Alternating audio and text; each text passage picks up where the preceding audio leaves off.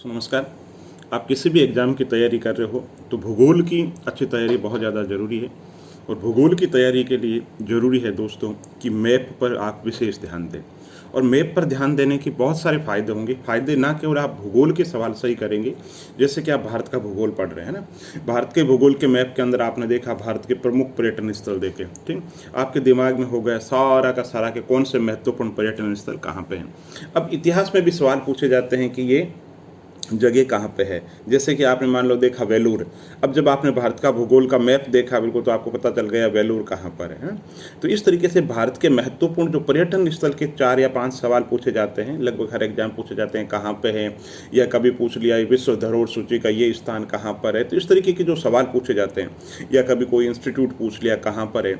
तो जब आप भारत की भूगोल की तैयारी के लिए दोस्तों सबसे पहले भूगोल की तैयारी कर रहे हैं, तो आपके कमरे में 3 भारत का, विश्व का, और जिस राज्य की आप तैयारी कर रहे हैं, जैसे आरएस के एग्जाम तैयारी कर रहे हैं तो राजस्थान का, यूपी की कर रहे हैं तो यूपी का एक मैप होना चाहिए, ठीक है।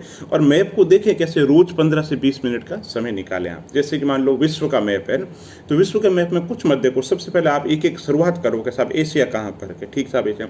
फिर देखो एशिया के अंदर कौन कौन से देश हैं।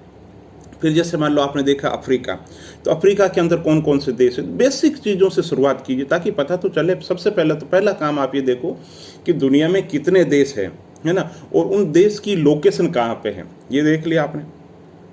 फिर ये 4 दिन 5 दिन 10 दिन जो भी लगे, उसके बाद में जैसे आपके समझ में आ गया आपकी दुनिया के अंदर लगभग इतने देश हैं। फिर धीरे धीरे आप देखो उनकी राजधानियाँ कहाँ पे। फिर उनके अंदर आप देखो कि साहब जैसे कि आपने देख लिया यूरोप देखा, ठीक है। अब यूरोप में मन में फिर जिज्ञासा उठाओ कि यूरोप के अंदर कौन सी नदी बहती है, साहब यूरोप के अंदर ही नदी, ठीक। फिर गर्म जलधाराएँ कौन कौन सी है, झरने कौन कौन से, मतलब सारी के सारा उस भौगोलिक जो विभाजन है वो देखते रहो। इसी तरीके से जैसे मान लो भारत का भूगोल आप तैयार कर रहे हैं, तो भारत के भूगोल को मैप देखिए, मैप के अंदर देखिए कि उत्तर में क्या है, दक्षिण में क्या है, पूर्व क्या है, पश्चिम क्या है, इस तरीके से देखिए। फिर भारत के जो प्रमुख राज्य हैं वो कहाँ कहाँ पर है, ये एक तस्वीर बनेगी। फिर आप देखो कि सब भारत में पड़ोस के साथ में क्या है, कहाँ कहाँ से किन किन की सीमाएं लग रही है हमारे साथ के अंदर, ये देखो बहुत अच्छे तरीके से देखो, ठीक है। फिर भारत का जो भौगोलिक विभाजन है ना, वो अच्छे तरीके से देखो। हिमालय कहाँ पे, उत्तरी हिमालय कहाँ पे, दक्षिण हिमालय कहाँ पे, पूर्वी तटीय मैदान कहाँ पे, पश्चिम तटीय मैदान कहाँ पे, मालाबार तट कहाँ है, कोंकण तट कहाँ है। रटना नहीं है, आराम से आप 10 मिनट 15 मिनट का समय रोज देंगे तो आपकी भूगोल पर इतनी अच्छी पकड़ हो जाएगी।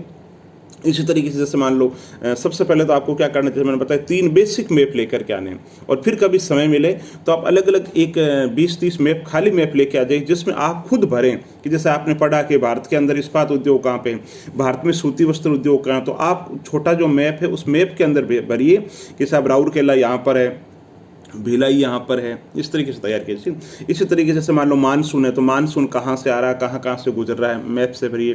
प्रमुख मिट्टियाँ कहाँ पे, ये मैप से देखो आप, है ना। बहुउद्देशीय परियोजनाएं कहाँ पे है, झरने कहाँ पे है, पर्वतमालाएं कहाँ पे है, ठीक। छोटा नागपुर का पठार कहाँ पे, बुंदेलखंड का पठार कहाँ पे है। तो इस तरीके से एक एक जो चीज़ है ना मैप से देखो।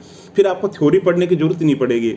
जैसे कि आपसे कोई पूछेगा भारत के प्रमुख अभ्यारण्य, तो आप बिना कोई समय गंवाए आप कह दोगे साहब देखो ये कर्नाटक है, कर्नाटक के अंदर ये अभ्यारण्य है, ये राजस्थान के अंदर ये अभ्यारण्य है। तो एक एक जो चीज़ है ना वो तस्वीर बनेगी आपके दिमाग के अंदर मैप से जब पढ़ोगे तो, है ना। थ्योरी भी पढ़ो, लेकिन 10 से 15 मिनट का जो समय आप मैप के लिए निकालो। और ये की ये बात है, आपका जो राज्य है उस राज्य का जो मैप है, कहाँ स्थिति है, कौन से जिले है, कहाँ पर है, कैसी पर्वत, पठार, मैदान, बहुउद्देशीय परियोजनाएं या राज्य से संबंधित जो भी तथ्य है बिल्कुल वो मैप के अंदर देखो।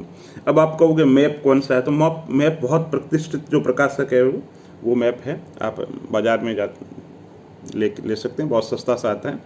तो फिर भूगोल के लिए पढ़ें क्या दोस्तों, तो भूगोल के लिए NCERT जो पुस्तक है ना वहाँ से शुरुआत करो, आपकी बेसिक बनेगी। उसके बाद में महेश बर्णवाल की जो पुस्तक है, भारत का भूगोल भी शामिल है उसमें, विश्व का भूगोल है वो भी शामिल है। अब दोस्तों आप कहोगे साहब इतना बता दिया, तब सवाल ही बता दो कैसे पूछे जाते हैं। तो दोस्तों भूगोल के अंदर जो सवाल होते हैं ना, भारत के भूगोल की बात करूं तो भौगोलिक विभाजन से संबंधित होते हैं। कभी पूछ लिया ये प्रमुख पर्वतमाला कहाँ पर है, कभी पूछ लिया जाता है कि साहब दर्रा, ये जो पासेज है नाथुला दर्रा कहाँ पे है, ये प्रमुख जो दर्रे हैं वो पूछ ले जाते हैं। कभी ये पूछ लिया जाता है कि ये बंदरगाह कहाँ पे है, लोकेशन वाइज आपको पता होना चाहिए। पूर्वी तट पे कौन सा है, पश्चिम तट पे कौन सा है, आधुनिकीकृत बंदरगाह कौन सा है, बंदरगाह से संबंधित जो सवाल है वो पूछ ले जाते हैं। इसके अलावा जो भौगोलिक विभाजन है, हिमालय से संबंधित सवाल पूछ लिया जाता है, कभी खादर पूछ लिया जाता है, कभी बांगर पूछ लिया जाता है। इस तरीके की जो शब्दावली है ना, भारत का भौगोलिक विभाजन जो पहला चैप्टर है वो बहुत अच्छे तरीके से आप करो। उसके बाद में जैसे जलवायु है, जलवायु में आपको पता है कि भाई जो शब्दावली है, एल नीनो शब्दावली क्या है, आम्रवृष्टि क्या है ना, काल बैसाखी क्या, इस तरीके की शब्दावली पूछी जाती है। फिर भारत के अंदर जो जलवायु प्रदेश है, कृषि प्रदेश है, उनका जो वर्गीकरण किया गया है उस वर्गीकरण को पूछ लेते हैं कि कितने जोन के अंदर बांटा गया है, ये सवाल पूछ लेते हैं। फिर आपको मानसून का पता होना चाहिए कि सबसे पहले कहाँ से आता है, अंत में कहाँ पे आता है, बारिश वृष्टि छाया प्रदेश है कौन सा है, इस तरीके के सवाल पूछे जाते हैं। फिर भारत के जो प्रमुख उद्योग धंधे हैं उनके बारे में बहुत अच्छे तरीके से आपको आना चाहिए, ठीक है।